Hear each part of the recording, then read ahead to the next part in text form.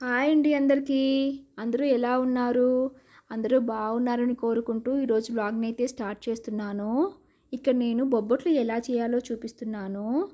ఈ విధంగా చేసుకుంటే చాలా ఈజీగా చేసుకోవచ్చనమాట. ఇందుకోసంగా నేను ఒక గ్లాస్ శనగపప్పును తీసుకుని కుక్కర్‌లో వేసుకున్నాను. వీటిని ఒకసారి బాగా నీళ్లు పోసేసుకొని కడిగేసుకొని మళ్ళీ 2 గ్లాసులు నీళ్లు పోసుకొని మూత పెట్టేసి స్టవ్ వెలిగించుకొని లో ఫ్లేమ్లో ఒక 3 విజిల్స్ వచ్చేంత వరకు ఉడికించుకోవాలి. వీటిని మీరు ముందుగా ఒక 2 గంటల ముందైనా కానీ నానబెట్టేసుకొని ఉడికించుకోవచ్చు అన్నమాట. అప్పుడు మీరు నానబెట్టిన తర్వాత కుక్కర్లో ఉడికించుకునేట్టుగా అయితే కనుక ఒక విజిల్ వచ్చేంత వరకు ఉడికించుకుంటే సరిపోతుంది. తర్వాత నేను ఒక గ్లాస్ మైదా పిండిని తీసుకున్నాను. మైదా పిండిలో ఒక హాఫ్ స్పూన్ నేను సాల్ట్ వేసుకున్నాను. అలాగే హాఫ్ స్పూన్ నేను ఇక్కడ నెయ్యి వేసుకున్నాను. మీకు నెయ్యి ఇష్టం లేకపోతే నూనె అయినా కానీ వేసుకోవచ్చు అన్నమాట. పిండిలో అంతా బాగా కలిసిపోయేలాగా కలుపుకోవాలి. కలిపేసుకున్న తర్వాత వాటర్ పోసుకుంటూ పిండిని అంతటిని సాఫ్ట్గా వచ్చేలాగా కలుపుకోవాలన్నమాట.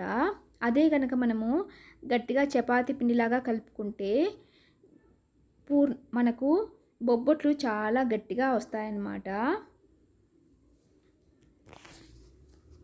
ఇక్కడ నేను చూపిస్తున్నాను కదా, ఈ విధంగా కలిపేసుకున్న తర్వాత మళ్ళీ కొద్దిగా ఆయిల్ వేసుకొని పిండి అంతట్లో కలిసిపోయేలాగా బాగా కలుపుకోవాలన్నమాట. మనం పిండిని ఈ విధంగా కలుపుకోవడం వలన మనకు బొబ్బట్లు చాలా బాగా వస్తాయన్నమాట. ఒత్తుకోవడానికి ఈజీగా ఒత్తేసుకోవచ్చు. మళ్ళీ ఒక 2 స్పూన్స్ ఆయిల్ వేసుకొని మూత పెట్టేసుకొని ఒక గంట సేపు దీన్ని నానబెట్టుకోవాలి. తర్వాత ఈలోపు మనకు ఇక్కడ శనగపప్పు కూడా ఉడికిపోయింది చూడండి. చాలా మెత్తగా ఉడికిపోయింది బాగా.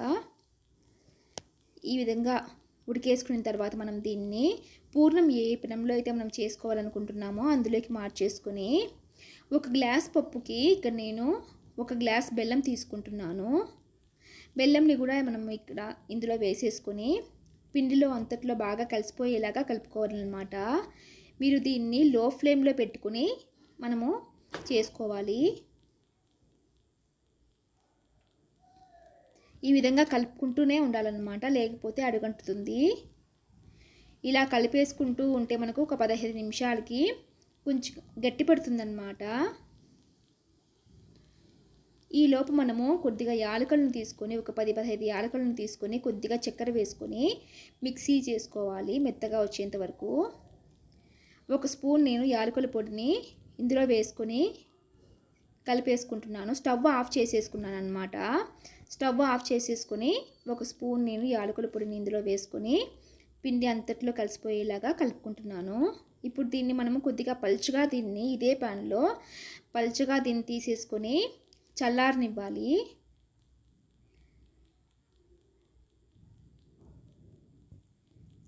ఒక అరగంటకు ఈ విధంగా గట్టిపడుతుందన్నమాట.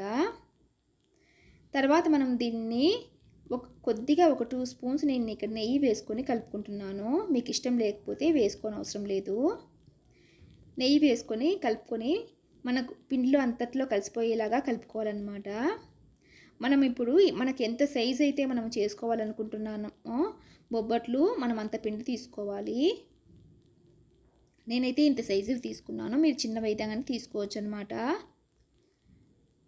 మనము పూర్ణం పిండి ఎంతైతే తీసుకున్నామో దానికంటే కొంచెం తక్కువగా మైదా పిండిని తీసుకోవాలి బొబ్బట్లు చేసుకునేటప్పుడు. ఇక్కడ మనం బొబ్బట్లు చేసుకోవడానికి ఒక కవర్ వేసుకున్నాను అన్నమాట. మనము పిండి కలిపి పెట్టుకున్నాము కదా మైదా పిండిని, ఇంత సాఫ్ట్గా వచ్చేసింది. ఒక గంట సేపు నానబెట్టుకుంటే సరిపోతుంది. ఇప్పుడు నేను పూర్ణం పిండి ఎంతైతే తీసుకున్నానో దానికంటే కొద్దిగా తక్కువగా మైదా పిండిని తీసుకుంటున్నాను. తీసుకొని ఇలా ఉండలాగా చేసేసుకొని కవర్ మీద మనం ఈ విధంగా ఒత్తేసుకోవాలన్నమాట. ఒత్తేసుకున్న తర్వాత పూర్ణం మనం ఉండలాగా చేసుకున్నాం కదా దాన్ని దీనిపైన పెట్టుకోవాలి. దీనిపైన పెట్టేసుకొని పూర్ణం అంతా కవర్ అయ్యేలాగా మనము మైదా పిండితో క్లోజ్ చేసేసుకోవాలన్నమాట.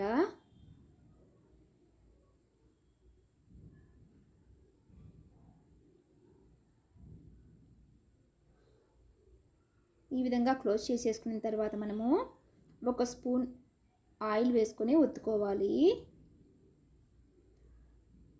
ఇక్కడ నేను చూపిస్తున్నాను కదా, ఈ విధంగా ఒత్తేసుకున్న తర్వాత మిగిలిన పిండిని తీసేసేయండి.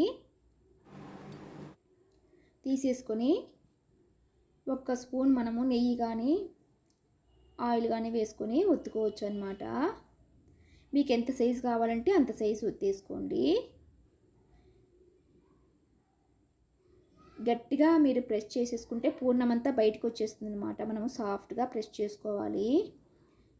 ఇది బాగా నానడం వలన మనకు ఈజీగానే ఒత్తుకోవచ్చు అనమాట.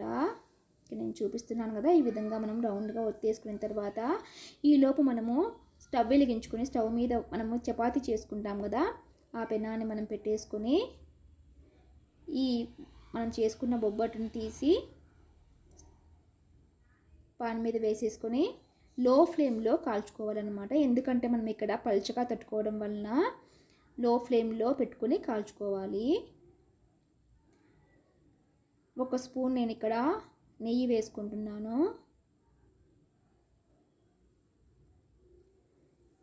ఇవి త్వరగానే కాలిపోతాయి అన్నమాట, మనం పల్చగా తట్టుకున్నాం కాబట్టి. పండగలప్పుడు ఏ పండగకైనా కానీ మనము తప్పకుండా ఈ విధంగా బొబ్బట్లు చేసుకుంటాం కదా, మీరు కూడా ఈ విధంగా ఒకసారి ట్రై చేయండి. ఇక్కడ నేను ఇంకొకటి చూపిస్తున్నాను, చూసేయండి.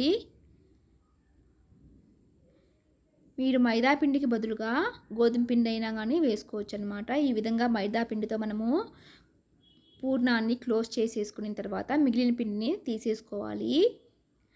తీసేసుకొని దీన్ని రౌండ్గా మనం ఇలా చేసేసుకొని దీనిపైన 1 స్పూన్ ఆయిల్ కానీ నెయ్యి కానీ వేసుకొని తట్టుకోవాలన్నమాట.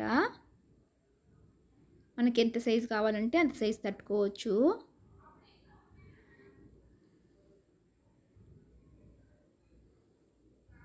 మనము మైదా పిండిని అదే కొద్దిగా మనము లూజ్గా కలుపుకోవడం వలన సాఫ్ట్గా ఈ విధంగా తట్టుకోవచ్చు అన్నమాట.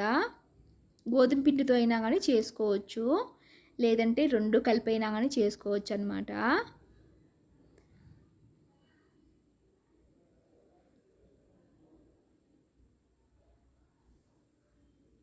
పండగలప్పుడే కాకుండా ఇంట్లో చిన్నపిల్లలు ఉంటే ఈ విధంగా అయినా కానీ పిల్లలకి చేసి పెట్టచ్చు అన్నమాట.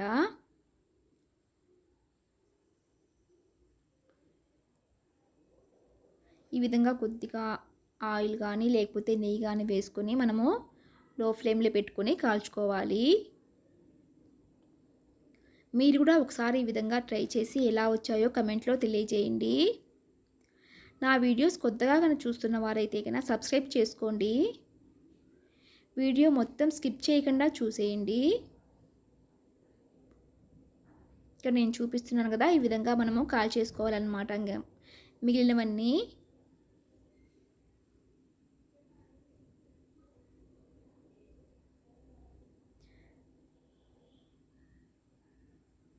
మనము ఈ పిండిని ఒకవేళ అదే రోజు చేసుకోకపోతే మనం ఫ్రిడ్జ్లో పెట్టుకొనైనా మరుసటి రోజైనా కానీ చేసుకోవచ్చు అన్నమాట. నేను అన్నీ ఈ విధంగా చేసేసుకున్నాను. ఓకేనా ఫ్రెండ్స్, మర్చిపోకుండా సబ్స్క్రైబ్ చేసుకోండి. వీడియో మొత్తం స్కిప్ చేయకుండా చూసేయండి.